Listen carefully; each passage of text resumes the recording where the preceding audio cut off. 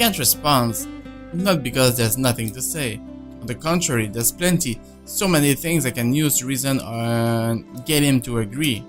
But because he speaks with much certainty, with much reassurance, it feels like there is not even a choice.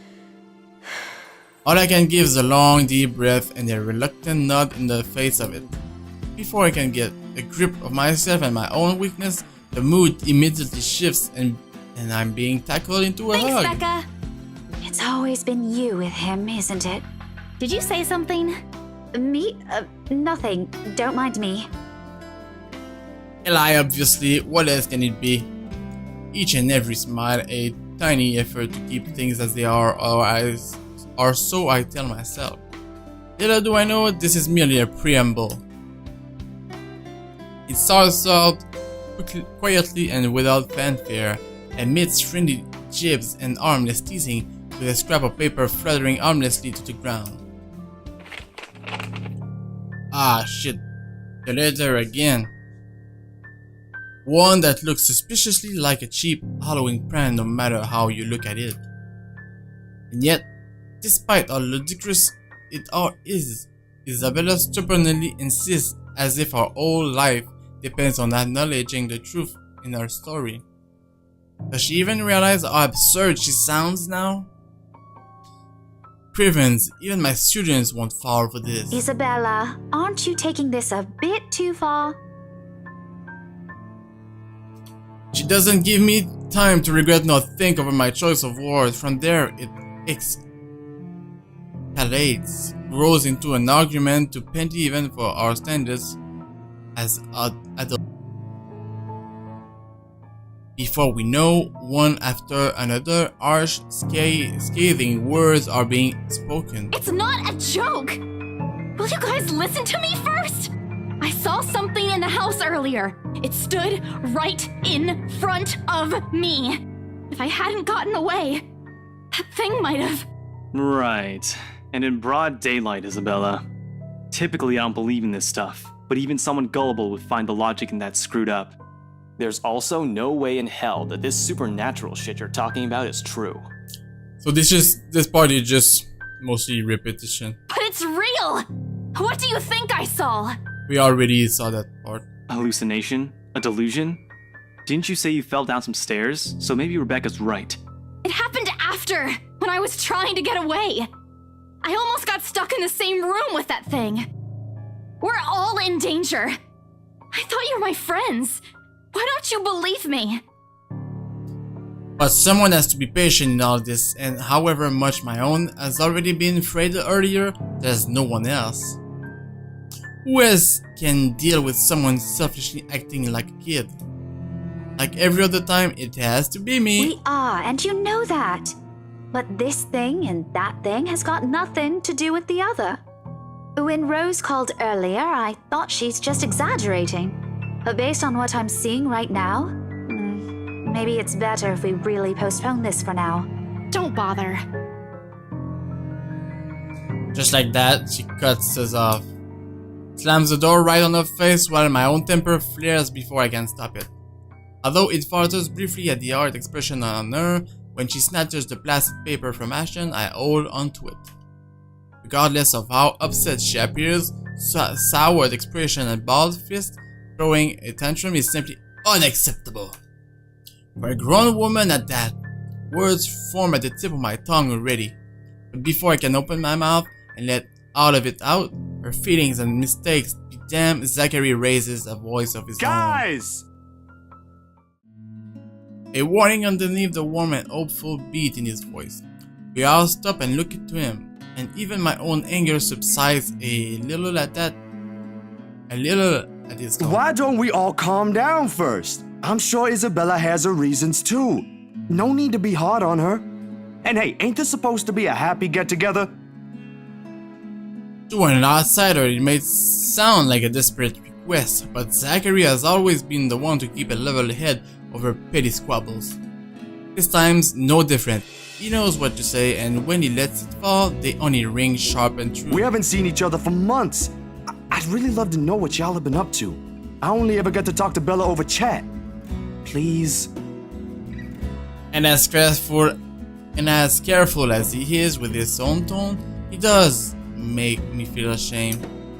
We're supposed to be here for him to give what little support we can give. Yet, here he is, trying to keep 3 stubborn people from outright hashing it out in public. Later, we can and will talk about it, of course. There's a proper time and place for it, and at the moment, my anger and whatever reprimands it carries no longer matter. Besides me, Ashton appears to have already caught on. The lines of his shoulders ease to something much more relaxed, his expression back to its usual nonchalance. Isabella, however, she stands perfectly still, her hands clasping the straps of her bag like a lifeline, eyes strained at some point near her shoes. There's no anger in her face, only an undeniable hurt. But she's never been good at hiding what she thinks, always the open book, always the one to wear her heart out in the open. And when she looks up, her answer is also as simple. If we keep arguing here, we're going to miss the first few minutes. Her lips are curled up in a smile, though lacking both its usual brightness and glee, it's a smile nonetheless. I've seen it countless of times. It's the very same which she would show when she knows has no other choice, or simply when things get tough for her. But despite everything I already know about her, it still catches me off guard. In all honesty, I expected her to run, to bark at the first sign of losing this time. I won't even be surprised. At 26, she is the youngest among the rest of us, less experienced and less accustomed to dealing with trivial quarrels like this. And yet, here she is, holding herself and coping with it like how she would with matter concerning her family. Outside of that, to me, she has always been this childish, naive girl, and watching the opposite play out right now. Somehow, I find it difficult to wrap my head around it. Alright, that's the Isabella I know. Oh, good. I thought for sure you were going to cry. Ouch! But I envy her. What's that for? Stop calling me a crybaby! I'm not- Aw, don't cry. Stop it!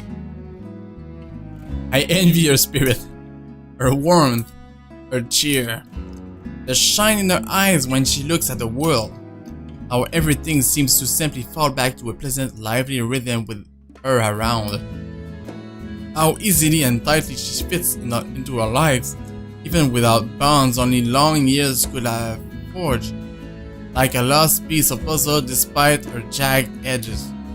How she draws people to her with ease. How Ashton, of all people, can be drawn to her. Okay, scaredy cat then. That too!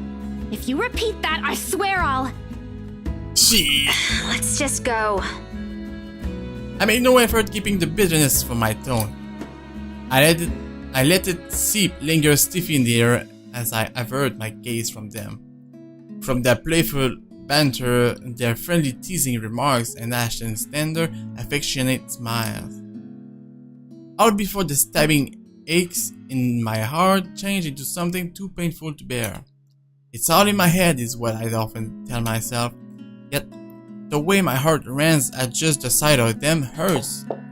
And like a coward, I walk away from it all, taking with me a small hope the movie will distract me away from these thoughts. Because like this, it's easy to find something to hate in her. Dusk has already given way tonight when we leave the film fest. Unfortunately, it does nothing to improve my mood like I am hoping. Neither does the muggy air that greets us upon stepping back into the noisy streets. Too busy, too loud, too many people taking what little space the sidewalk offers. It forces anyone to bump shoulders with those they barely know, yet they don't care about. On a normal evening, I probably would not have minded the crowd nor the humid weather. It's not like any of them are bothering anyone. And yet, even with what's admittedly a pleasant company, I can't bring myself to lighten up. See you guys some other time. Yeah, see ya! See ya! Not even to return the smiles Ashton and Zachary gives us when we go our separate ways. Perhaps this started with Miss Cooper's call or earlier than that, maybe even the moment I left bed this morning. Bloody hell, it could have been because of that sodding letter for all I know. I could not care less at this point. All I wanted to get a warm bath, sleep, and wait for this dreadful day to end. Now, if only Isabella would stop babbling, then maybe this dull throbbing at the side of my head won't turn into a full-blown headache too. Zach did a pretty good job with his movie, didn't he? Even though Ash said he ran into some trouble late into filming. But I knew he had it in him. It's not like I didn't believe he couldn't do it. I mean, did you see his face after the credits rolled? All those months he worked on this, and everything's finally... You weren't even watching. Yep. Only the first minutes. I watched the rest of it, I swear. Yeah. Besides, Ashton was the one who wouldn't stop asking questions. Well, why do we still need to talk about this then? I liked it. Ash liked it. You liked it. Shouldn't you be telling that to Zachary in person? I'm sure he'll appreciate it better than I ever will.